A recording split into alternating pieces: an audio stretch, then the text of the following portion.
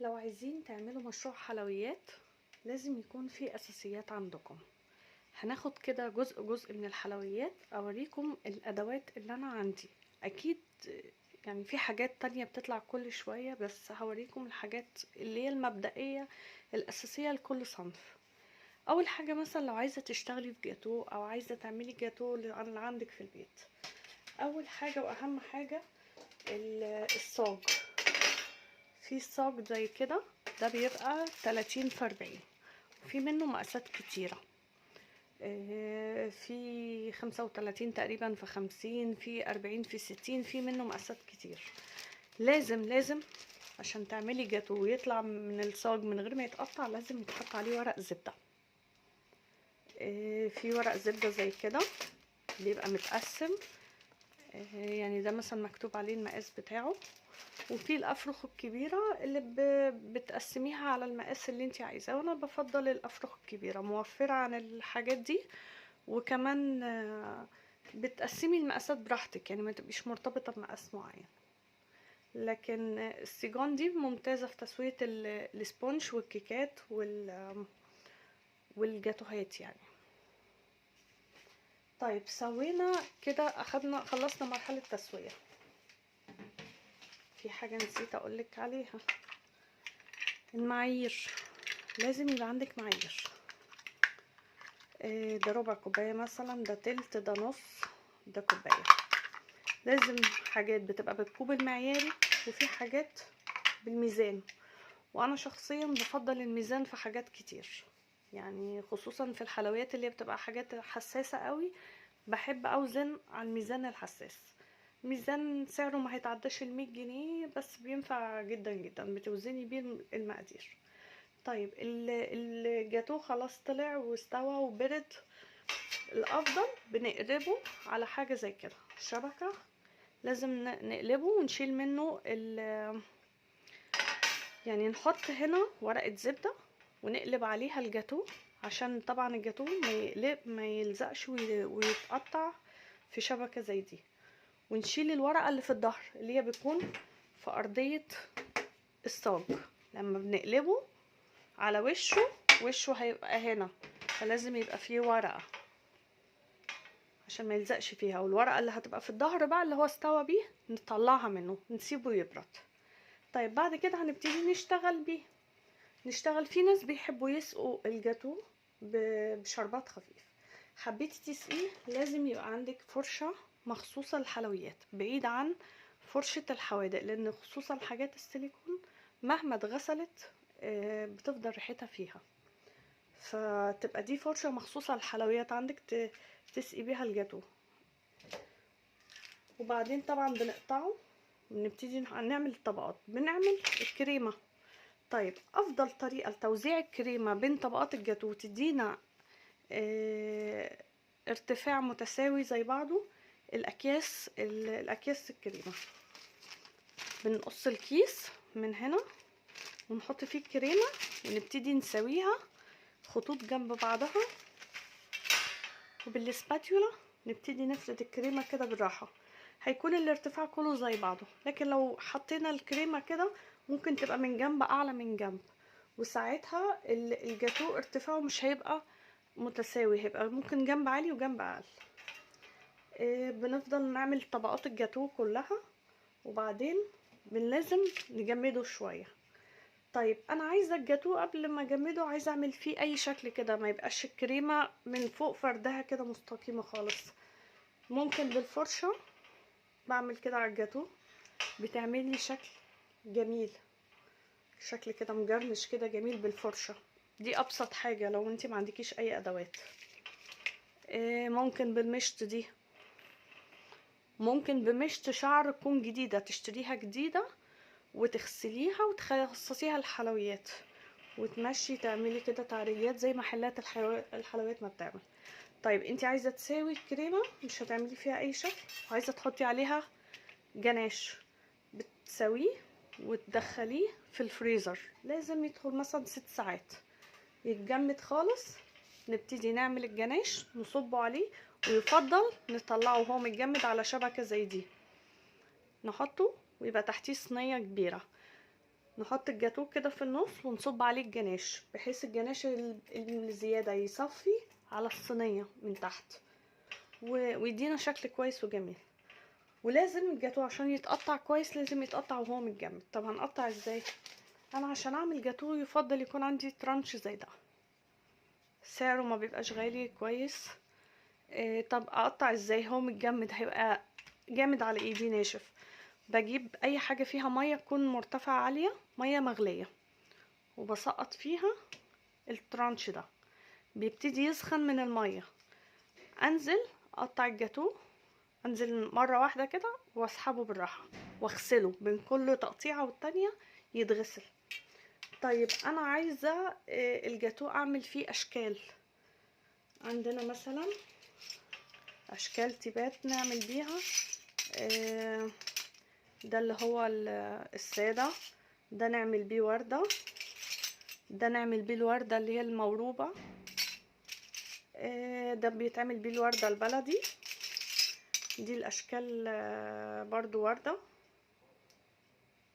بيطلع اشكال ورود مختلفه، اشكال كتير بقى. دي بتعمل زي شكل النجيله. اي شكل بقى بتحبي تعمليه تشتريه وتعملي على الجاتوه. طيب انتي ما عندكيش ده وعايزه تعملي شكل شوكولاته، شكل حاجه تاني، في ورق الترانسفير ده بحط فيه بسيح شوكولاته واحطها في التجويف اللي بيبقى موجود هنا ده، وادخله التلاجة. لما يجمد بيطلع لي مدور بالشكل ده ملون. في شكل مثلا زي كده I love you. في ده مثلا كندر، دي كندر. ده تويكس. انا مثلا عايزه اعمل قطعه الجاتو بتاعتي فيها كراميل وفول سوداني وكده، واروح احط عليها قطعه شوكليت تويكس كانها جايه من شركه تويكس. بنعمل اي بقى حاجه، اي تزيين احنا بنحبه. برضو في حاجه زي كده برضو بنعمل على الجاتو اي شكل منهم، بتكون 3 اجزاء. في حاجات كتير جدا يعني. في ده، دي برضو من الجنب ده بنفرد بيها كريمه مستقيمه. والجنب ده ممكن نعمل بيه شكل. هنا برضو في شكلين. بصوا ده كيس كريمه جزئين. لو انا مثلا عايزه احط لونين كريمه، مثلا لون ابيض ولون بني اللي هو بالشوكولاته، وبحط تيب هنا وابتدي اعمل شكل ورده على الجاتو، يديني ورده ميكس ما بين الشوكولاته والفانيليا. انا بحب وبفضل جدا الاكياس اللي هي استخدام مره واحده. سعرها بيبقى معقول وفي نفس الوقت افضل ما تقعدي تغسلي، وممكن حاجه ما تتعقمش كويس ما تنضفش. طيب احنا الجاتون المفروض بنقطعه بقى، نقطعه قطع زي ما قلنا بالترانش الكبير وهو يكون متجمد. طب هنقدمه على ايه؟ افضل حاجه واشيك حاجه في التقديم الحاجات دي ممتازه بصراحه، حاجه كده قيمه زي المحلات الراقيه كده. حتى لو انتي هتعمليه اللي عندك في البيت، بتحطي دي وتحطي عليها قطعه الجاتو، تتقدم كانك عامله جايبه جاتو من افخم محل. كمان ممكن تعملي الجاتو مدور، تتقدم كده قطعه الجاتو عليه.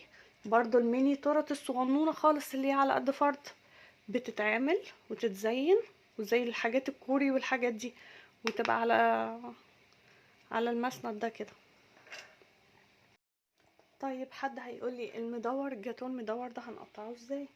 بنقطعه باي قطعات عندنا. في قطعات زي كده، دي مقاسات مختلفه. بتقطعي بتجيبي السبونج بتاع الجاتو اللي انتي عاملاه وبتدي تقطعي منه وهتبقى كده. يعني لو قطعنا بالحجم ده مثلا، طقم القطعات ده رخيص جدا، لو قطعتي بالحجم ده مثلا وهيتزين بجاتو بكريمه حوالين داير، فهتبقى كده يعني هتكفي لحد الحرف. طيب لو هنعمل مجرد طبقات، ممكن نعمل بالقطعة الاكبر شوية من دي. والورق ده برضو اساسا في منه احجام، يعني ده في منه احجام اكبر شوية وفي اصغر كده. كمان ممكن نقطع الجاتوه المدور، بدل ما يبقى مدور نقطعه شكل وردة، نقطعه زي كده. حركات بقى، احنا عايزين نعمل شغل في الجروب بتاعنا حلو، يظهر شغلنا قدام الناس ويعجبهم، او حاجات لولادنا والحفلات عندنا. فنعمل حاجات فعلا تخلي شغلنا كأنه جاي من محلات بره. طيب في ايه تاني للجاتوهات؟ في دي بتاع جاتو الموس، بيتعمل موس، بيتعمل معاه طبقة كيك وبيتصب عليه جناش وبيرجع يتقدم على الحاجات دي اهي بالظبط قدها، لان هي ما بتتعملش عليها طبقة كريمة من بره، هي المساحة بتاعتها هي بتبقى على قد دي كده، بتبقى كده يعني، بتبقى الجاتوهية كده واخدة النص دايرة ده، جاتوه الهاف بول، جاتوه موس. هنعمله مع بعض بإذن الله بالقهوة وبالشوكولاتة وبحاجات كتير. كمان في حاجة مهمة قوي نسيت اقولها في الاول، الجاتوهات علشان نعملها او الكيكات او كده لازم نطمن ان دي كويس، كمان لازم ننخله علشان لو في اي سوسة في اي حاجة تطلع. كمان نخل الدقيق بيخلي الحاجات هشة، الكيك هش. ف يا اما بنجيب المنخل ده، انا لسه جايباه جديد،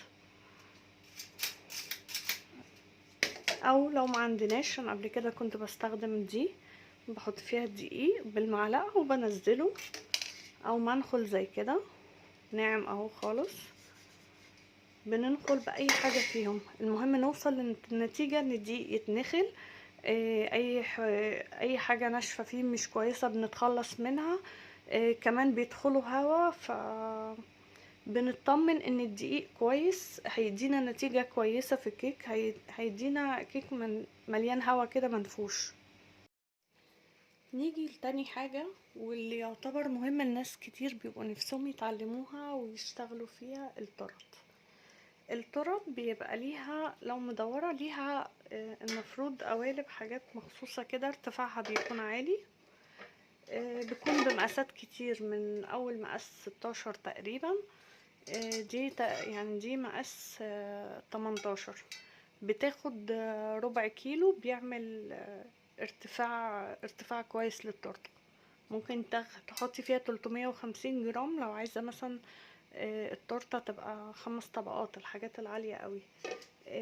في دي مثلا مقاس 24، ده بياخد نص كيلو، وممكن ياخد كمان كيلو الا ربع، هيوصل للاخر برضو هيبقى ارتفاع عالي جدا. طبعا في من اول مقاس 16 لحد 30 مقاسات كتير، انا شخصيا جايبه مقاس 18 ومقاس 24، المقاسين متوسطين وفي نفس الوقت في فرق بينهم، يعني حتى لو حبينا نعمل تورته دورين هيبقى في فرق بين المقاسين برضو. طيب لو حبينا نعمل تورته تكون مستطيله، بنعملها في القوالب. لو حبينا نعمل تورته مستطيله بنعملها في القوالب اللي زي كده، وفي قوالب مستقيمه للتورت بتكون ارتفاعها عالي بس مش دوران زي القوالب الالومنيوم اللي احنا بتاعت بيوتنا العاديه، لا بتكون حدة الاطراف بحيث تطلع التورته مربعه او مستطيله بالظبط زي بتاع المحلات. برضو بيكون في منها كذا مقاس وبيكون ارتفاعها عالي، بيتصب فيها الخليط. وطبعا زي ما قلنا برضو في الجاتو لازم لازم لازم لازم تحت التراب بنحط ورق زبدة،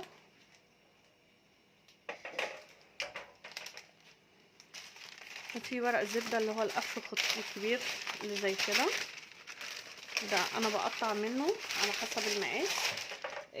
لو في المدور انا بقلب الحلة او الصينية يعني، واقطع جزء كده بالتقدير وارجع اطبقه 4/4 وبعدين تمن، وبعدين يعني يبقى مطبق صغير خالص، واقيس الجزء ده وابتدي اقص الزياده. هتفردي الدايره، هتفرديها هتلاقيها دايره مقصوصه مظبوطه جدا على مقاس الحله. في الجاتوهات والتورت انا بحط الورق الزبده من تحت بس، مش بنحط في الجوانب، ومش بحتاج ادهن في الجوانب. انا بصب الخليط، لازم بس ورق الزبده تبقى تحت، وممكن كمان نلزقها بنقطه من الخليط بتاع الكيك علشان ما تقعدش تتحرك معانا، خصوصا في السيجان او الحاجات الكبيره. بنحط نقطه من خليط الكيك، نحط عليه ورقه الزبده، وبعدين نصب عليه الخليط، وبعدين نخبطه كام خبطه علشان لو في اي فقاعات تطلع. في الجاتوهات انا بفضل استخدم دي الاسبونج الجاهز، بيبقى استخدامه سهل وسريع للي بيعملوا اوردرات، لاي ست بيت لسه بتبتدي تجرب لولادها بيبقى استخدامه سهل. وفي برضو طرق تانية ممتازة وناجحة جدا بالدقيق العادي، برضو هنعملها مع بعض بإذن الله. بالدقيق العادي والمكونات العادية، مش دقيق جاهز. طيب زي ما قلنا في الجاتو لازم نبتدي ان احنا ننخل الدقيق كويس، علشان هنا او هنا او اي حاجة تصفي بيها الدقيق، اي مصفى ينزل منها الدقيق فيدخلوا هوا ويخلي الحاجة تطلع هشة. اي حاجة، ابسط حاجة واي حاجة. طيب لو انا هعمل تورته بمقادير معينة، لو المقدار اللي معايا معايير بكوبايات معيارية، يبقى لازم عندي طقم معياري. لو بالجرام يفضل يعني استخدم فيه الميزان الحساس، علشان المقادير تطلع معانا كويسة. طبعا اسعار الخامات غالية جدا، فمش متحمل اننا نعمل حاجات وتبوظ ونرميها وكده. طيب انا التورته خلاص، الكيك عملته واستوى، بطلعه اقلبه على حاجه زي كده. دي كانت شبكه بتاع ميكروويف، يعني مش حاجه شاريها بستخدمها لكده، او شبكه زي دي بتتباع بقى بكذا حجم في المحلات ستانلس. لازم بقلب عليها الكيك عشان يتهوى، ولما يتهوى التورت بالذات انا بحب اشتغل فيها تاني يوم بعد ما يتهوى ويبرد تماما. بغلفه بالبلاستيك راب. ده البلاستيك راب اللي بقصده. ببتدي التغليف الغذائي، ببتدي الكيك بعد ما بيستوي ويبرد تماما ببتدي اغلفه بالبلاستيك ده تماما. طب لو انا ما عنديش بلاستيك اعمل ايه؟ اجيب اكياس بس حجم طبعا اكبر من ده عشان ما لقيتش عندي دلوقتي، بيكون كبير. ادخل جواه الكيك واقفله كويس، لازم يتقفل كويس. وفي حاجه كمان تحافظ على الكيك كويس، ان انا بعد ما احطه في الكيس ابتدي ادخله في القالب الكيك، القالب المدور مثلا اللي انا عاملاه. يعني لو انا خبزت الكيك في القالب ده ببتدي انزل الكيك كده، خلاص قفلته بكيس كويس ومفيش اي فتحات تهويه، اروح مدخلاه حطاه في الحله بتاعته دي وادخلها التلاجة. دي هتحافظ على الكيك ان مفيش اي حاجه، لانه بيبقى اسفنجي، بيبقى طري جدا. ممكن لو اي علبه في التلاجة اي حاجه ضغط عليه كده من الجنب هتخليه يتطبق. جوه الحله بتاعته هيبقى متحافظ على شكله، ان هو يفضل زي ما هو، مفيش حاجه بتخبط فيه، مفيش اي حاجه ممكن تاثر عليه. وتاني يوم بنطلع بالكيس بسهوله، بنطلع كيك من الحله لان هو بيكون جوه الكيس، ونبتدي نفتح الكيس ونبتدي نشتغل عليه. هبتدي بقى اشتغل في الكيك تاني يوم. انا بحب اشتغل على حاجه زي دي. يعني انا بحب اشتغل على القاعده الدواره دي، بتسهل لي الشغل. دي عادي قاعده بلاستيك، عندي بقى لها كذا سنه زي الفل. طلع قبل كده القواعد اللي الستانلس وقالوا انضفوا عشان دي بتبوظ بسرعه، لا دي ممتازه ومش مستاهله فرق السعر يعني. بنجيب طبعا قاعده تورته المقاس اللي احنا عايزين نشتغل بيه. القاعده دي مثلا مقاس 24، طب انا عندي في صواني التورت في مقاس 24 وفي مقاس 18. لا انا ما بحبش احط 24 على 24، لان كده هتبقى على الطرف بالظبط. لما نبتدي نزود كريمه هتبقى لبره، فالتورته هتبقى مطرفه لبره. لازم القاعده دي تبقى اكبر نمره، يا اما كذا نمره زي ما تحبي. لو حابه يبقى باين جزء ذهبي حوالين داير. يعني لما بعمل مثلا تورته مقاس 18، بعد التزيين بيبقى باين كده ايه، اطار حوالين داير لونه ذهبي، بيبقى شكله جميل وفي نفس الوقت بيسهل لنا ان احنا نمسكها. طيب ببتدي اشتغل ازاي؟ ببتدي احط القاعده على القاعده دي على القاعده دي، واجي بكون ضربت الكريمه بقى خلاص اللي هشتغل بيها. بجيب نقطه كريمه احطها على القاعده، وابتدي احط اول شريحه تورته والزقها كويس علشان ما تتزحلقش مني، خصوصا لو التورته طالعه اوردر، ما تتزحلقش مني على الجنب او في العلبه لحد ما توصل للعميل. وبرده لو في البيت، هي قطعه الكريمه الصغنونه خالص دي بتخلي التورته ثابته في مكانها. طيب انا بكون عامله شربات خفيف علشان اسقي بيه التورته. في ناس بيسقوا التورته بميه كومبود، انا مش بفضلها، خصوصا لو قعدت كذا يوم في التلاجة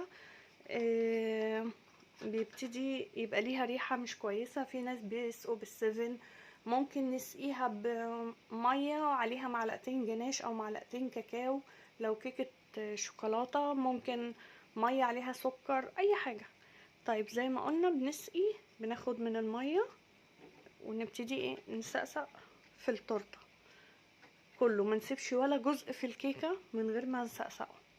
وزي ما قلت لازم يبقى فيه فرشه خاصه بالحلويات، ما نستخدمهاش خالص في الاكل العادي. كمان ممكن الحاجه اللي نسقي بيها دي علب بلاستيك كده كانت رخيصه، ممكن بحط فيها الميه اللي بسقي بيها وامشي كده بسرعه، زي علب الكاتشب كده، بس دي كان حجمها صغير يعني.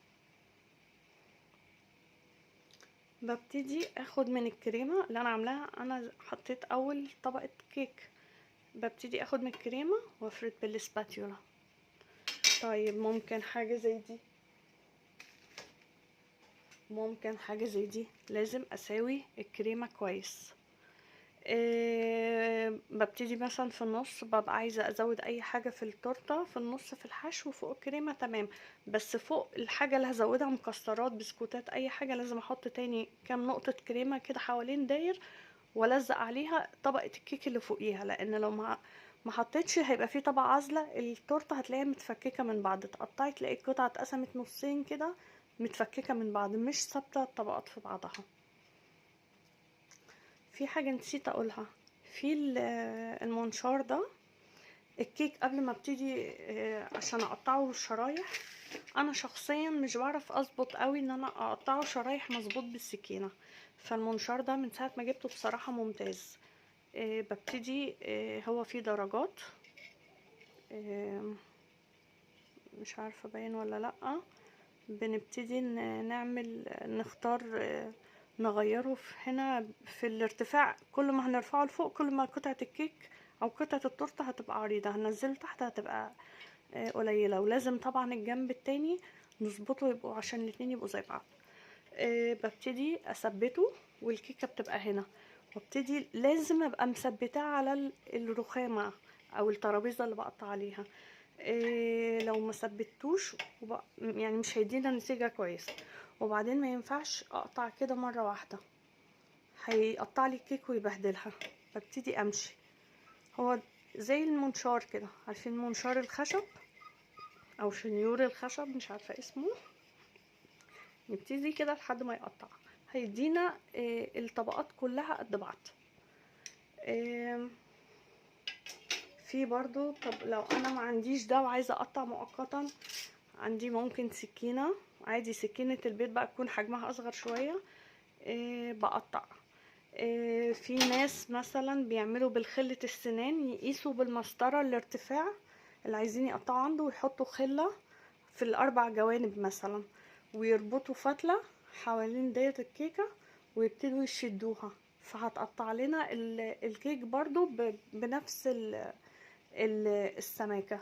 فعندنا اختيارات كتير، مش لازم تبقى حاجة معينة، ادوات معينة. يعني لو حاجة من اللي عندي دي مش موجودة، ما توقفيش نفسك وتقولي مش هعرف اعمل تورته لولادي او مش هعرف ابتدي مشروع. لا، ابتدي مشروع، بس يعني انت عايزه تشتغلي في مشروع لازم يبقى عندك ادوات. طب هتجيبيها ازاي وما معكيش فلوس؟ واحده واحده بقى. يعني انت عملتي تورته في الاول كسبتي فيها 50 جنيه، هروح بال50 جنيه اشتري المنشار ده. هعمل تورتيه تانية كسبت فيها 50 تانية، او طلع عندي اوردرين كسبت 100 جنيه، اروح مثلا اشتري دي ودي. انا مش عارفة الاسعار ايه دلوقتي، دول كانوا عندي من فترة. كل مرة اروح اشتري حاجة باللي بكسبه. مش لازم اول فترة خالص تبقي مستنية فلوس عشان مكسب فلوس عشان تاخديه لنفسك. لا، خلي المكسب ان انتي تستفيدي بادوات. انا عملت كده، انا اشتريت الحاجات دي على مراحل. مرة اشتري حاجة زي كده، الفرش السيليكون، مرة اجيب الاكياس بتاعه الكريمة. كل مرة بشتري حاجة من حاجات التزويق. طب انا المفروض كده خلاص خلصت طبقات الكيكة، ببتدي بقى عايزة اعمل الكريمة اللي حوالين الكيكة. طب هظبطها ازاي؟ انا مثلا لسه مبتدئة، بيطلع عندي جزء فيه كريمة كتير وجزء ما فيهوش كريمة. اعمل ايه؟ افضل حل بجيب كيس زي ده او كيس تلاجة، بدخل جواه الكريمة اللي انا ضربتها واقطع الجزء ده وابتدي امشي حوالين داير حوالين التورته كلها خطوط بنفس الحجم لحد ما اوصل فوق كده. سماكة الكريمة اللي على التورته حوالين داير ومن فوق هي ثابته. وابتدي بعد كده انا اعمل كريمه واسويها بحاجه زي دي او دي، او دي اي حاجه مستقيمه. طب انا ما عنديش الحاجات دي في الاول وعايزه اشتغل، اعمل ايه؟ او عايزه اعمل تورته ومش عايزه اشتري حاجات زي دي، بروح المكتبه بجيب مسطره مثلا، الطول ده مسطره من المكتبه، بس بشيلها عندي في المطبخ، تبقى دي مخصوصه لاستخدام المطبخ. بغسلها كويس جدا واخليها على قد المطبخ. ببتدي امسك المسطره زي كده واعمل بيها، او بجيب طبق فل، انتوا عارفين الاطباق الفل، وابتدي اقصه يبقى عنده حرف حد زي كده، وامسك نعتبر ان اللي في ايدي ده طبق فل، وببتدي اسوي الكريمه حوالين داير واجلس. لو انا عندي طبعا القاعده الدواره دي ببتدي ان انا اجلس كده، بتسهلي ان انا مثبته الايد دي وبحرك التورته بالايد التانية. طب بعد ما جلست عايزه اعمل اي جرنشه كده في الجوانب. زي ما قلت لكم برضو في الجاتو الفرشه بتعمل شكل كده جميل، ممكن نعملها كده حوالين داير، نفضل نعمل حوالين داير مستقيم، او كده نفضل نعمل اشكال كده، هتعمل لنا شكل جميل جدا ومحدش هيتخيل ان ده بالفرشه السيليكون العاديه خالص. ونطلع وننزل كده هيدينا شكل جميل. في دي المشط دي، دول كانوا طقم مع بعض 5 قطع من فترة طويلة، كانوا بحوالي 20 جنيه. دلوقتي بصراحة معرفش بكام، بس هم عموما يعني برضو هيبقى سعرهم رخيص عن اي حاجة تانية. فيها اشكال زي كده. في دي كنت جايبها لوحدها، دي ستانلس، في الشكل ده بمشي كده حوالين داير حوالين التورته، هيديني التورته من الجوانب الشكل ده او الشكل الصغير او المربعات كده حوالين داير. طيب لو التورته بتاعتي حجم كبير وعايزه اعمل الجرنشه بتاعتها كده حاجه كبيره، ببتدي امسك ده كده واعمل بيه.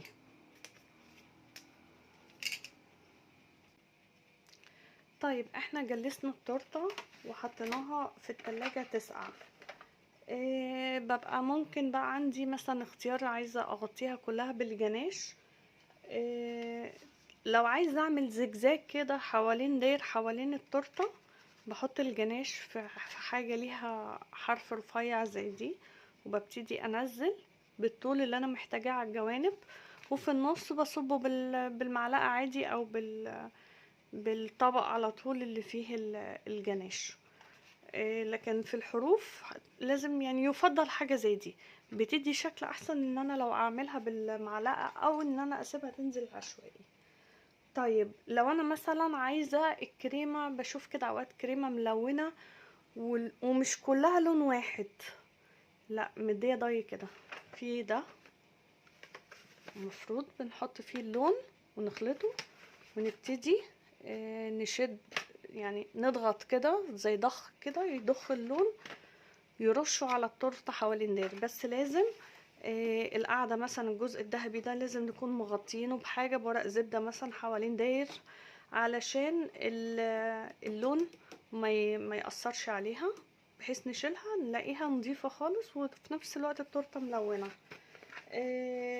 طبعا لو انا عاوزه التورته كلها لون واحد بجيب اللي هي الالوان الجل.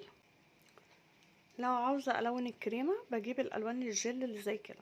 في الوان بودر بس يعني بتغير الطعم شويه. افضل حاجه الالوان الجل دي، منها الوان كتير، بزود كده منها كذا نقطه، واقلب الكريمه واشوف اللون اللي انا محتاجاه او اغيره او ازوده تاني. طيب انا مثلا عايزه اعمل الكريمه، اعمل على التورته اشكال، مثلا في عيد جواز، في فالنتين، في اي حاجه، في قطعات زي كده بتتجاب هو طقم مع بعضه. يا اما بضغطه كده على الكريمه البيضه وارش واكون مغطيه الجوانب وارش كاكاو وارجع اشيل بالراحه، هنلاقي رسمه الكاكاو على التورته كده. دي اشكال اهي. او حاجة تانية، ده الجزء اللي بيبقى تحت على الكريمة او على عجينة السكر. بعمل اشكال بعجينة السكر، عايزة اعملها على تورتة. طب لو اشكال بسيطة زي كده بعجينة السكر ينفع تتحط على كريم شانتيه عادي؟ هو المفروض ما ينفعش، لان الكريم شانتيه بيخلي عجينة السكر تسيح، بس ممكن نعمل حل. لو اشكال صغيرة زي كده، بعد ما اقطع الشكل بتاع عجينة السكر بحاول يعني اعمله قبلها بيوم او 2 عشان ينشف شوية قدر الامكان فيستحمل معايا. وبرضو باجي على الطبقة اللي هي هتتحط على الكريمة مباشر، ممكن احط عليها شوكولاتة، طبقة شوكولاتة كده. الشوكولاتة بتعزل، بتخلي عجينة السكر تتحمل ان هي ما تتقطعش بسرعة. دي برضو عريس وعروسة، الحاجات دي كلها تنفع طبعا في تورت الخطوبة، جواز. دي حجم اكبر شوية، بيبقى الطقم مجموعة كده قطع كتير. ده العريس ان هو راكع كده على رجله كأنه بيتقدم للعروسة. منها احجام كتير. او ده برضو راكع على رجله كده بس بحجم اكبر، هيدينا الشكل ده. بتبقى حلوة الحاجات دي قوي في المناسبات بتاع عيد الجواز، احتفال بخطوبة، الحاجات دي. لو عاوزة اعمل على التورتة اشكال بالكريمة، وردات، في اهي زي ما شرحنا قبل كده اشكال كتير، اشكال كتير تعمل لنا. دي اشكال، دي بتعمل نوع من انواع الورود. دي دي بتعمل وردة برضو جميلة قوي. دي برضو وردة حلوة بس حجمها اصغر. احجام كتير طبعا للتيبات. ده بتعمل ورقة الشجر، عارفين ورقة الشجر بتبقى بيعملوها كده، بنلونها لون اخضر الكريمة وبنعملها ونسحبها كده تدينا شكل ورقة الشجر. ده برضو بيعمل شكل قريب شوية من ورقة الشجر. دي اشكال الورود السويدي اللي كانت طالعة جديد، يعني طالعة جديد من كذا سنة. ده بيعمل شكل النجيلة. لو انا عاملة تورتة مثلا، هي عايزة تورتة بتاعت اطفال مثلا، اللي هي بتاعت الدب والحاجات بتاع الاطفال دي وفيها شكل نجيلة، بلون الكريمة لون اخضر غامق، وابتدي احط التيب ده في كيس الحلواني وادخل الكريمة وابتدي اعمل كده، واعمل سحبات كده، بيدينا شكل النجيلة بالظبط كأنها ارض. ده بيعمل الوردة البلدي. في دبوس كده اهو، الدبوس المفروض بنمسكه كده ونبتدي نلزق عليه نقطة كريمة، وطبعا التيب ده بيبقى في قلب الكيس الحلواني، والكريمه بتكون اللون اللي انت عايزاه، وبنبتدي نعمل جزء كده من الكريمه ونلف حوالين داير، وانا ماسكه بالايد دي وشغاله بالايد دي والف كده. بيديني ورده بلدي، وببتدي اسحبها بمقص يكون مخصصاه للكريمه عندي في المطبخ، او للمطبخ عموما يبقى نظيف. ببتدي اسحب الورده واحطها بالمقص فوق التورته دي. برضو كلها اشكال تبات. طبعا يعني دي ورقه شجر حجم اكبر شويه لو عايزين ورد يبقى كبير. طبعا مش بنجيب ده كله مره واحده، ومش لازم نجيب ده كله اساسا. انا في حاجات جبتها واستخدمتها، وفي حاجات جبتها ما حسيت ان هي ملهاش استخدام قوي. ده علشان بنكتب بيه. عايزه اكتب مثلا بالكريمه على التورته، مش عارفه باين ولا لا، هو يعني مفتوح فتحه رفيعه كده. ببتدي ان انا اكتب الاسم اللي انا عايزاه بالكريمه. في التيب ده للحشو، مثلا زي حشو الدوناتس، حشو الكلير، اي حاجه عايزه احشيها ببتدي. بس لازم الخليط يكون قوامه خفيف خالص علشان يعدي بسهوله، لان التيب رفيع. وببتدي كاني بحقن بيه الحاجه اللي عايزه احشيها. ده التيب بتاع البسكوت، البسكوت اللي بيتعمل عن طريق كيس الحلواني. ده التيب بتاعه اهو، من تحت بيبقى مستقيم، ومن فوق الشرشرة بتاعته. دي الوردة اللي هي بتبقى مبرومة كده، انا بحب شكلها جدا. طيب انا عايزة اعمل اشكال بعجينة السكر مثلا، غير اللي هي بتاعة العريس والعروسة. عندي بقى اشكال تانية كتير. دي اشكال بتاعة الكريسماس. انا مثلا عاملة تورتة في الكريسماس، ببتدي اعمل اشكال زي كده. دي الاشكال، ده سنو مان، وده اللي هو مش عارفة اسمه، الولد ده برضو اللي هو بتاع الكريسماس. شجرة، في اشكال تانية.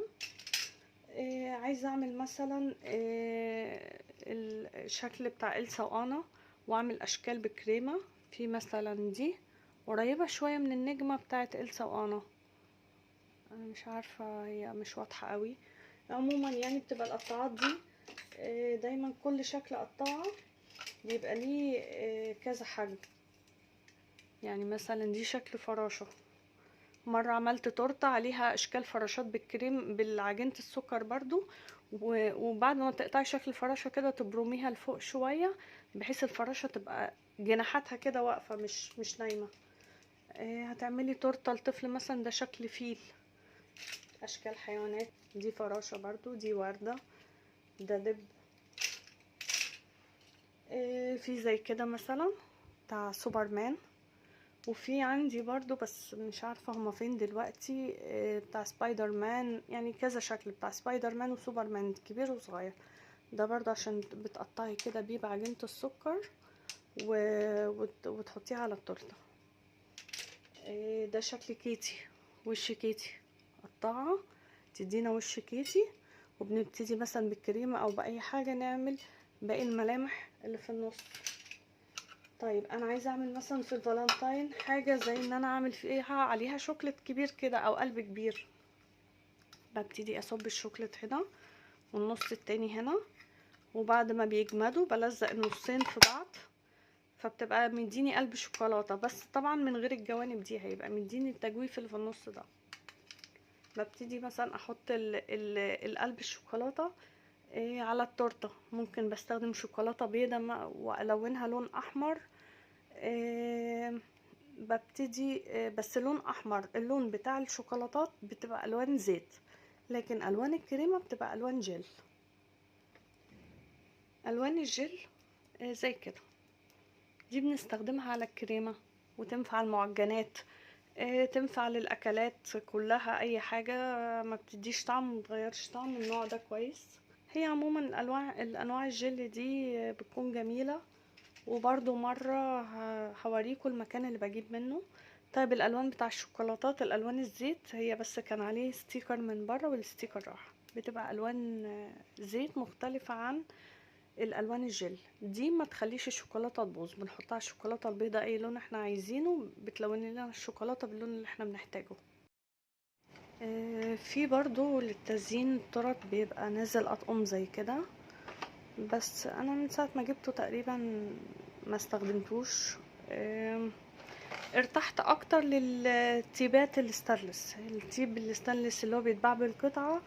هو هيكون يعني اغلى من ده، بس اولا بيعيش اكتر، ثانيا بيدي نتيجة افضل. يعني انا قبل كده كان عندي حاجات بلاستيك تانية استخدمتها، لا ما ادتنيش النتيجة اللي انا مستنياها. دي برضو قطعة بنضغط عليها كده بتدينا لاف، هي مش باينة قوي مع التصوير. في بقى مثلا لو هنبتدي ندخل في عجينة السكر وكده، طبعا بيبقى في حاجات كتير يعني بيتعمل بيها. انا مش خبيرة قوي في عجينة السكر على قدي، بس الحاجات دي بيتعمل بيها اشكال. طيب ايه اهم حاجة عشان لازم تكون موجودة عندنا عشان نقدر نعمل تورتة ومفيش بديل عنها؟ مضرب البيض الكهرباء. يعني لازم يبقى فيه مضرب بيض كهرباء او عجان، مش هينفع حاجة تانية. الكيكات العادية ممكن بالخلاط بأي حاجة، لكن السبونج كيك سواء بدقيق الجاهز او بالدقيق البيتي بفصل البياض عن الصفار، او بليه كذا طريقة تانية، او المكونات كلها برضو بتتحط على بعضها وبيضاف عليه محسن جل. لازم لازم لازم مضرب بيض او عجان. مفيش، الخليط مش هيدي نتيجة خالص ولا اي حاجة. فده لازم. عايزة تبتدي تعملي تورت لازم يبقى عندك ابسط حاجة مضرب بيض، مش لازم عجان، مضرب بيض. طيب زي ما قلت في الجاتوهات قبل كده، انا ممكن ازين بحاجات زي دي. فرع الترانسفير ده بصب فيه شوكولاتة وبيديني الشكل ده. مثلا I love you ينفع لعيد جواز لأي مناسبة. كندر ده برضو قلب عادي، تورته في عيد لأي مناسبة. قلب مش عليه اسم، يعني مش عليه كلمة، بس بيدي طبعا الشوكولاتة لو بني هيبقى الحتت الشفافة دي بني ودي الألوان عليها، لو أبيض هيبقى ده أبيض والباقي الألوان دي عليها. تورته مثلا لطفل بعملها بأشكال ميكي. طيب في مثلا ترانسفير اللي هو ده مستقيم خالص شفاف، مش مفهوش عمق زي الانواع دي. يعني النوع ده فيه عمق بصب فيه الشوكولاته. طيب ده مفهوش عمق، ده المفروض بفرده، بقص المساحه اللي انا محتاجاها مثلا عشان ما احضرش الباقي على الفاضي.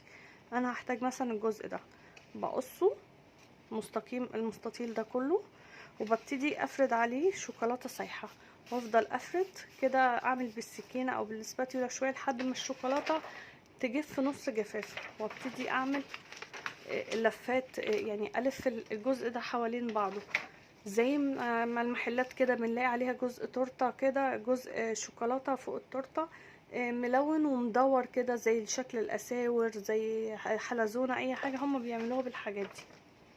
طيب انا عايزه مثلا اكتب اسمه ومش بعرف امسك تيب اكتب بيه، في بقى بيتباع ترانسفير حاجات زي كده، في كل الحروف بالانجلش، ومش عارفه في حروف عربي ولا لا، بس هو في حروف بالانجلش، في منه كذا نوع، والارقام.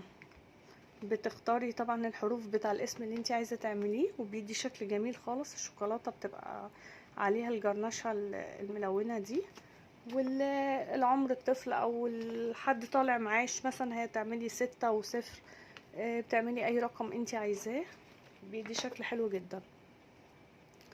طبعا شغل التورت دنيا تانية خالص. حاجات كتير جدا بتطلع كل شوية في التزويق، في القطاعات، في اشكال التيبات بيطلع كل يوم. لو رحتي كل يوم محل ادوات حلويات هتلاقي اشكال طالعه جديد، حاجات طالعه جديد.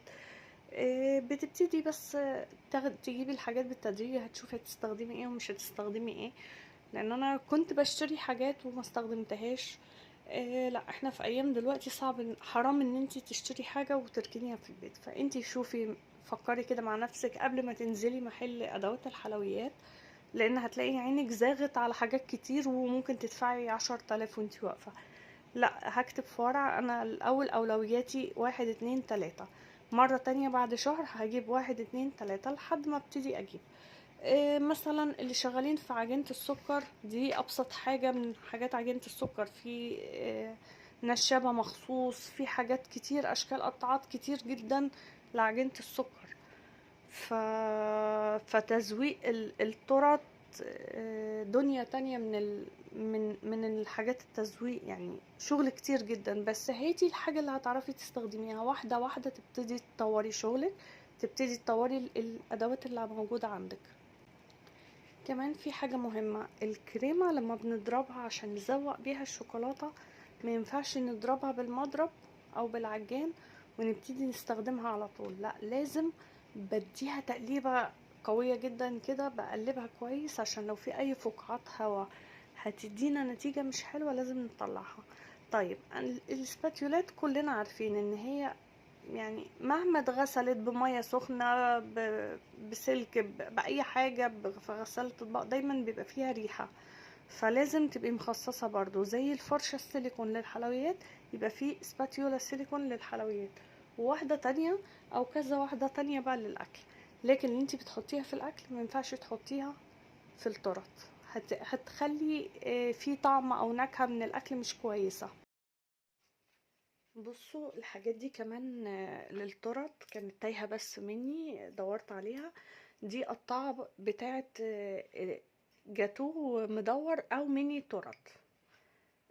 بنعمل الكيك في قالب كده اللي هو المستطيل اللي وريتهولكم من شوية، وبنبدأ نقطع القطع، وممكن بقى بنحط القطعة كده ونرص قطعة الكيك جواها ونعمل الكريمة ونعمل القطعة التانية ونسحبها. بس ممكن لو هنعملها ميني تورته، عادي بنسحبها بقى كده ونبتدي نجلس الجوانب بالكيك.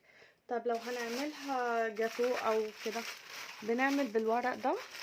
شايفين ده ليه سمكتين، سمك او الارتفاعين، الارتفاع ده والارتفاع ده، بندخله كده جواه، بنقص على قد الدوران ونلزقه. تمام، يعني بنقص على قد التجويف ده ونلزقه يبقى مدور برضو زي ده، ونرص جواه الكيك. بيخليه متماسك. وبرضو التورت بتاعة الموس ده بيبقى كويس ان احنا بنلفه حوالين داير حوالين التورته. لو ما عندناش قطعات مربعة معينة او حاجات بتتفك من تحت او كده، بنلف ده حوالين التورته ونصب الموس وبنستنى لحد ما يجمد، وممكن نرجع نشيله او بنخليه عادي. دي برضو قطعة بتاعة تورت، دي مقاس 14. دي بديل للصينية، بدل ما نجيب حلة او يعني صينية تورته مخصوص مقاس 14 لبرضو التورت اللي هي بتبقى 3 افراد حاجة كده يعني. برضو بنعمل الصاج الكبير ونبتدي نقطع الشرايح بدي بالقطعة دي. وبرضو دي في منها احجام كتير واشكال وقلوب وبيضاوي واشكال كتير جدا. دي النجوم بتاعت إلسا وأنا، عشان انا وريتكم من شوية شكل، لا كان نجمة كده عادية. دي النجمة بقى بتاعت فروزن إلسا وأنا. يعني لو هتعملي تورته كده إلسا وأنا، هتستخدمي تعملي بعجينة السكر اشكال بالنجوم دي. ودي برضو اشكال وورود، بتيجي برضو ب3 احجام. هنعمل مثلا عايزين نعمل تورته بتاع عروسة البحر، بنبقى عايزين نعمل اشكال بعجينة السكر، قواقع وحاجات زي كده. في المولد ده مثلا بيتباع، بنضغط عجينة السكر جواه. وهنعمل كل الحاجات دي مع بعض. انتوا قولولي في كومنتات عايزين اشكال تورت ايه ونعملها مع بعض. دي اشكال صدف، نجوم، اللي هي الحاجات البحريات. ودي الاشكال بتاع سبايدر مان اللي قلت لكم، الكبير والصغير. الصغير انا وريته لكم من شويه، وده الكبير بتاعه بتاع سوبرمان، ودول بتاع سبايدر مان. في برضو ده نعمل بيه شكل ديل بتاع عروسة البحر، لتورتة عروسة البحر زي ما قلنا. دي برضو قطعات صغيرة خالص، حجمها صغير. ان انا لو مثلا تورتة سبايدر مان عايزة اعمل اشكال نجوم كأنها في السماء، فبنعمل بالنجوم الصغيرة دي كده، ونعملها نوزعها على التورتة كده كأن دي السماء. دي قطعها شكل عربية. لو عايزين نعمل تورته الولد عليها اشكال عربيات، دي القطعه اللي ورا دي بتعمل الكاوتش المدور، ودي بتعمل العربيه نفسها. دي برضو نفس فكره النجوم اللي شفناها من شويه، برضو حجمها صغير خالص. دي لو فالنتاين او عيد جواز او اي حاجه، بنعمل قلوب كده صغننه خالص باحجام مختلفه ونوزعها على التورته. ده مولد بتاع بيبي، هو طبعا شكله مش باين، ده بيبي كده نايم على وشه. بندخل عجينة السكر جواه، بنطريها خالص وندخلها جواه، ونرجع يمسك كده كويس، وبعدين نطلعه هيدينا شكل البيبي لو تورته لاسبوع طفل ولا حاجة. في دي شكل وردة، برضو بندخل عجينة السكر جواها، تطلع لنا وردة بالشكل المجوف جواها ده. وده شكل تاني وردة.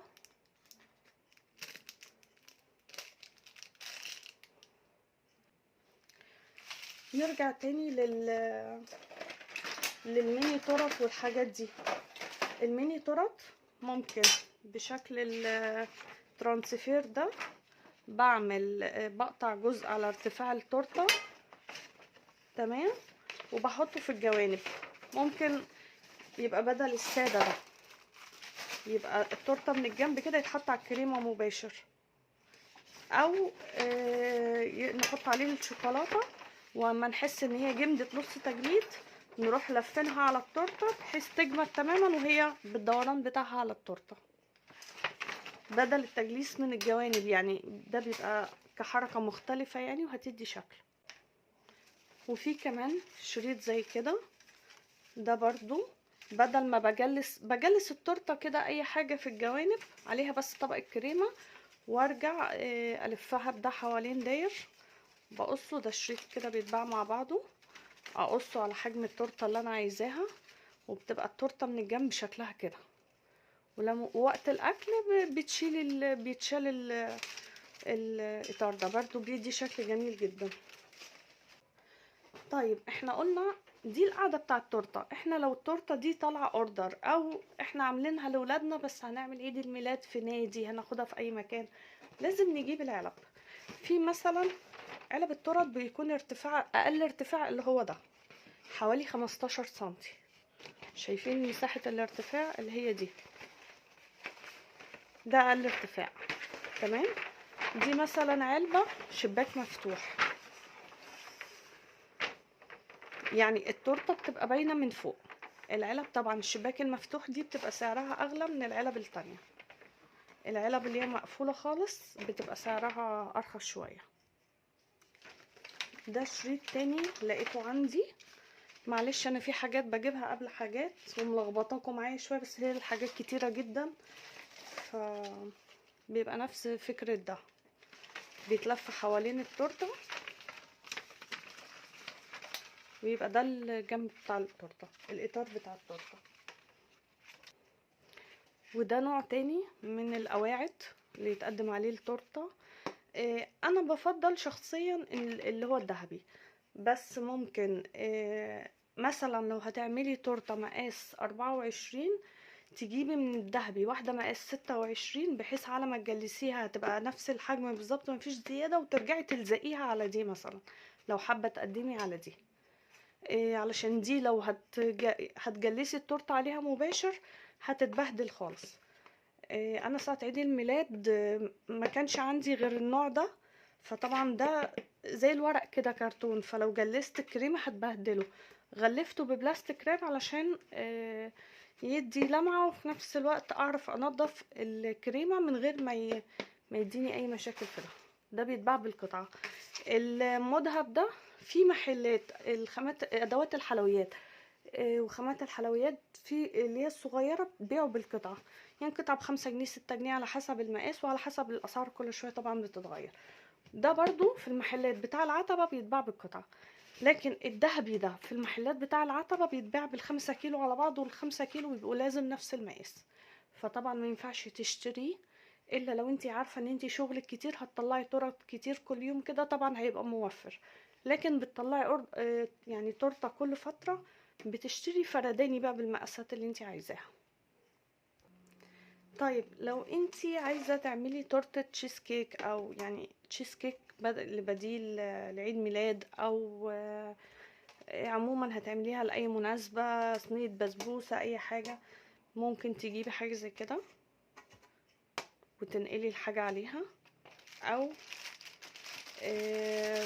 تحطيها كده على دي زي ورق كده شكل الدانتيل، تحطي الحاجة عليها، او مثلا في اللي هو الكرتون ده ارخص حاجة طبعا. فعلى حسب انتي يعني كيكاية تشيز كيك اي حاجة مش عايزة تكلفي لها، فممكن تستخدمي حاجة زي كده. في علب برضو شكلها حلو للكيكات والحاجات دي زي كده.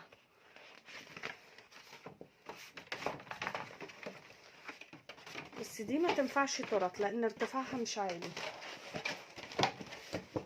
ممكن تنفع كيكة موس، حاجة يكون ارتفاعها على قد المسافة دي، يعني نشوف على قد المسافة دي بتتقفل.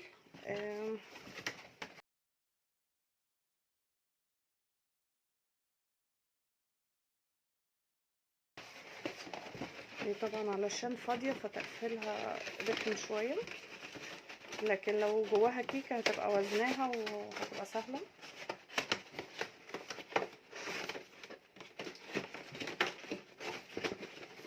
كده مثلا عملتي صينية بسبوسة، حلويات شرقي، اي حاجة. الاطباق دي في منها احجام، بتجيبي حجم مثلا على قد العلبة دي وترصي فيها الحاجات وتشيليها كده، تبقي واخداها هدية مثلا معزومة على الفطار في رمضان عند حد كده، بتبقى شكلها كده لذيذ. هي كمان دي بتطلع وبتبقى مظبوطة اكتر، بس هي علشان فاضية فمش مظبوطة. دلوقتي جه دور السابليه والبسكوتات بقى بانواعها، بسكوتات الدايت، بسكوت الشوفان، كل انواع البسكوتات. في مقدار بيتقال عليه بالكوبايه، بيكون الكوبايه المعياريه زي ما قلنا. لو بالوزن يبقى لازم بالميزان الحساس. طيب لو المقدار اللي احنا هنجيبه قالوا بالمج العادي، خلاص يبقى نستخدم مج الشاي العادي. لكن لو حددوا كوب معياري يبقى لازم يكون عندنا معايير. افضل حاجه برضو لتسويه المخبوزات هي السيجان، دي ممتازه ممتازه ممتازه. تسويه مخبوزات وبسكوتات وسابليه كل حاجه. وبرضو انا بحب ان انا احط فيه ورق زبده، يا بحط زي ما قلنا من النوع ده، او الافرخ ونقطع على قد حجم الصاج، لان انا عندي صاجات، ده اصغر واحد، باقي السيجان عندي احجامهم اكبر. طبعا البسكوتات في حاجات بتبقى محتاجة نضرب الكريمة كتير، بس ممكن البديل ان احنا نضرب بالمضرب اليدوي، مش لازم المضرب الكهرباء، هو هياخد معانا وقت اكتر شوية. بنشوف كده مضرب يدوي او ويسك، يعني يكون قوي وشديد، الستانلس بتاعه كده يكون قوي زي ده، هيريحنا. ونبتدي بنضرب المكونات بتاعه البسكوت وكده. ده بدي عادي، يعني تقدري تشتغلي في البسكوتات وانتي ما عندكيش مضرب كهرباء. وبتحطي البسكوت للتسويه. في نقطه بقى قبل ما نحطه بالتسويه، بنبقى محتاجين قطعات نعمل بيها اشكال. بيبقى في حاجات بقى كتير زي كده، دي بتبقى مقاسات مختلفه، بتقطعي بالحجم والشكل اللي انتي عايزاه. في برضو الطقم القطعات ده بيبقى رخيص برضو، ده من هنا مستقيم ومن هنا يدي الشكل المزجزج ده. الاشكال دي كلها بنمسك كده ونقطع. في الاشكال دي صغيره شويه، فممكن بعمل شكل لو حبيت اعمل بسكوتيه كده مدوره، وارجع اعمل اقطع جزء من كده من ده، او بسكوت صغير عادي. ولو ضغطت كده الشكل اللي جوه ده، مش عارفه واضح ولا لا، بيكون فيه رسومات كده بتاعت الفراشه بتطبع على البسكوته. دي برضو لو عايزه اعمل بسكوت للفالنتين مكتوب عليها لاف. بسكوتات الكريسماس، دي الاشكال القطعات بتاعت بسكوتات الكريسماس، دول كانوا طقم جايباهم مع بعض. ده بسكوت عادي برضو بنقطع بيها بسكوت اشكال حيوانات. ده لو عايزه اعمل بسكوت بيمبو او بسكوت يعني يكون مدور كده حجمه صغير. في ايه تاني؟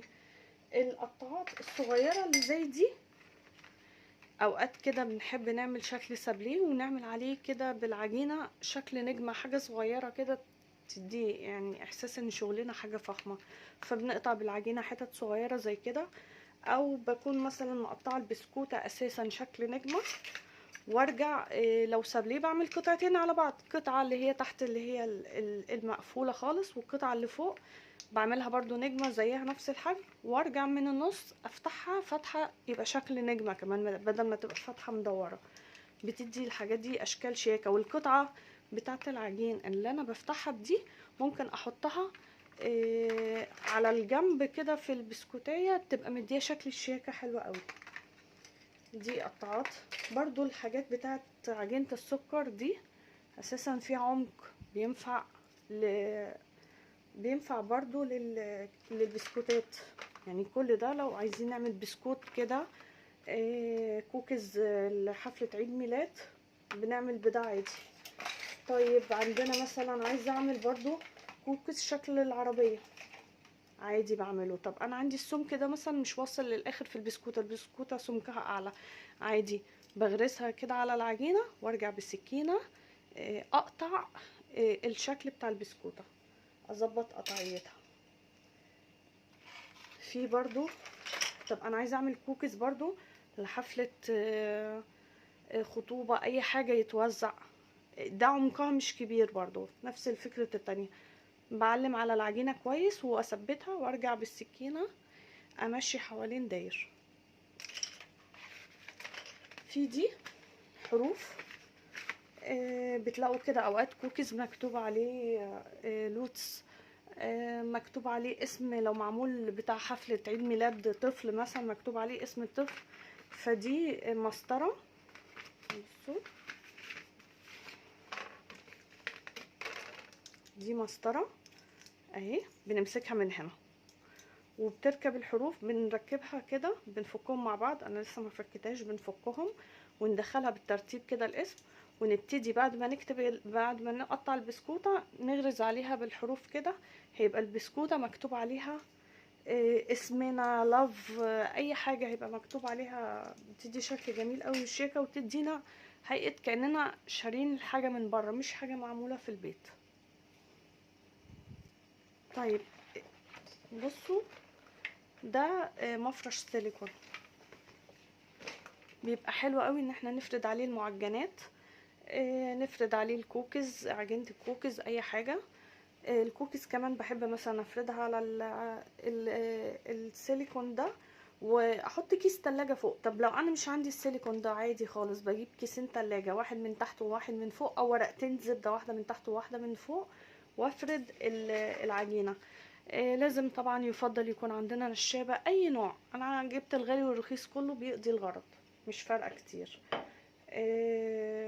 بنفرد العجينة عشان تبقى كلها بسمك واحد، وبنبتدي نستخدم القطاعات ان احنا نقطع بالشكل اللي احنا عايزينه باي شكل ايا كان. تمام. وبنبتدي بالراحة لو العجينة البسكوت طرية قوي نبتدي نشوف اي حاجة نمسكها، او نرفع السيليكون ده على صاج او صينية وندخله التلاجة لحد ما السابليه او الكوكيز يمسك كويس، وبعدين ابتدي اطلعه وارصه في الصينيه اللي عليها ورقه الزبده. نسيت اقول لكم برضو ان لازم حتى الكوكيز والبسكوتات لازم ننخر الدقيق بتاعهم. اي حاجه فيها دقيق وفيها كاكاو لازم ننخلها، سواء بالمنخل بالمصفى، بالمنخل ده اي حاجه، بس لازم ننخله. الحاجه هتبقى طالعه هشه، وابقى ضامنه ان جوده الدقيق ممتازه معايا.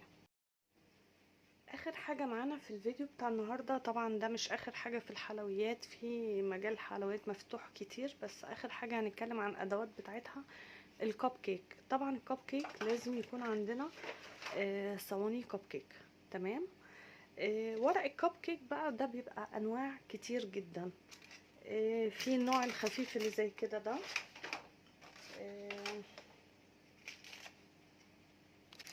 اهو ده الباكت بتاعه، يبقى انواع كده خفيفه قوي، عادي بتقضي الغرض. بس يعني لو ما عندكيش، بس الانواع التقيله افضل، بس لو ما عندكيش غيرها يفضل تحطي 2 جوا بعض.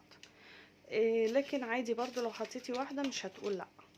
انتي ممكن تدهني القوالب، بس انا بستسهل ده، وبيدي كمان شكل حلو لوحده الكب كيك يعني.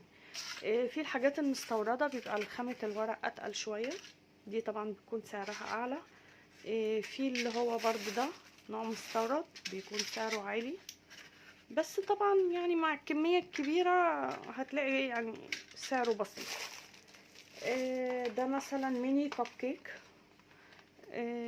بس لو اتحط في صينية عادية ممكن يقع، فيفضل برضو تحطيه هنا في صينية الكب كيك وتحطي جواه الخليط، هيطلع لك وحدات ميني كب كيك صغيرة.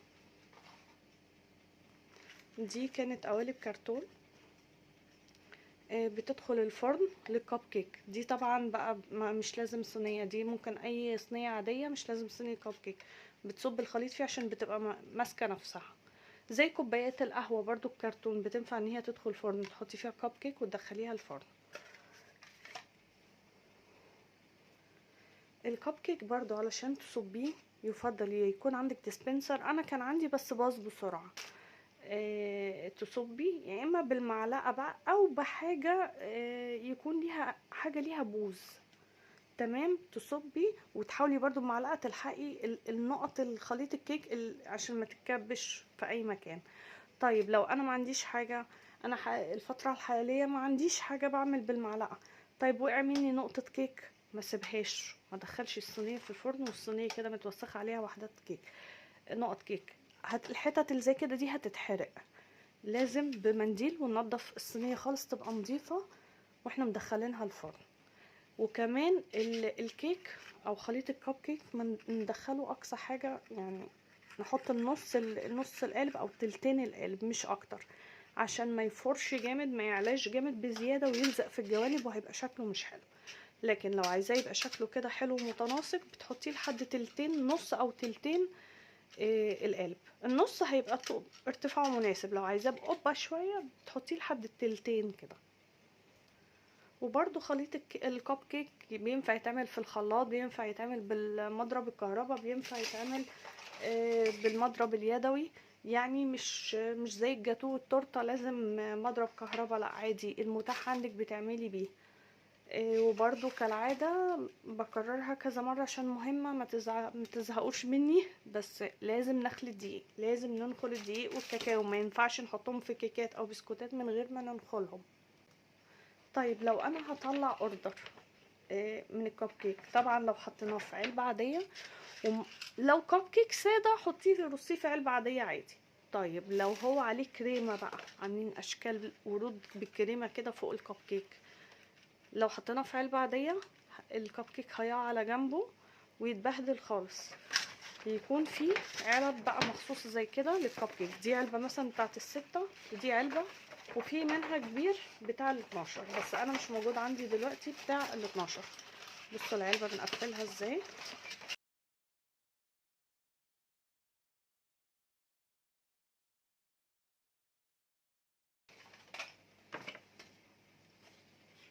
معلش اتمنى ما تكونوش زهقتوا مني، بس يعني علشان اللي حابب يبتدي مشروع يبقى عارف ايه اللي ممكن يجيبه وايه اللي ممكن يأجله شويه. دي برضو بتيجي معاها، هي طبعا علب اللي هي مخصوصه للكب كيك دي بتبقى سعرها اغلى شويه عشان بيبقى معاها القطعه دي. هبتدي انا كده عملتها اهي، ادخلها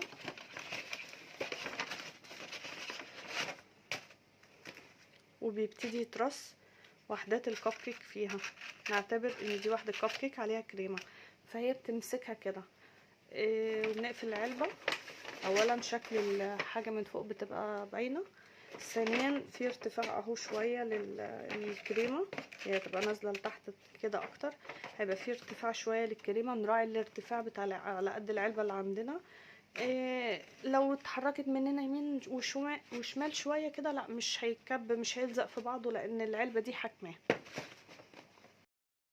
اتمنى ما يكونش دمي تقيل عليكم، وكونوا استفدتوا فعلا بالحاجات، استفدتوا بالحاجات اللي عندي، شفتوا افكار. قولولي لو حابين. انا عندي برضو الادوات كلها بتاعت، او غالبية الحاجات بتاعت الكبات والتغليف بتاعها، الحاجات بتاعت الديسباسيتو، كل ده. لو حابين ان انا اصور لكم الحاجات دي قولولي. واتمنى لكم التوفيق، سواء ان انتوا تبتدوا مشروع في البيت، ان انتوا تشتغلوا، او انكم عايزين تعملي للبيت عندك لولادك.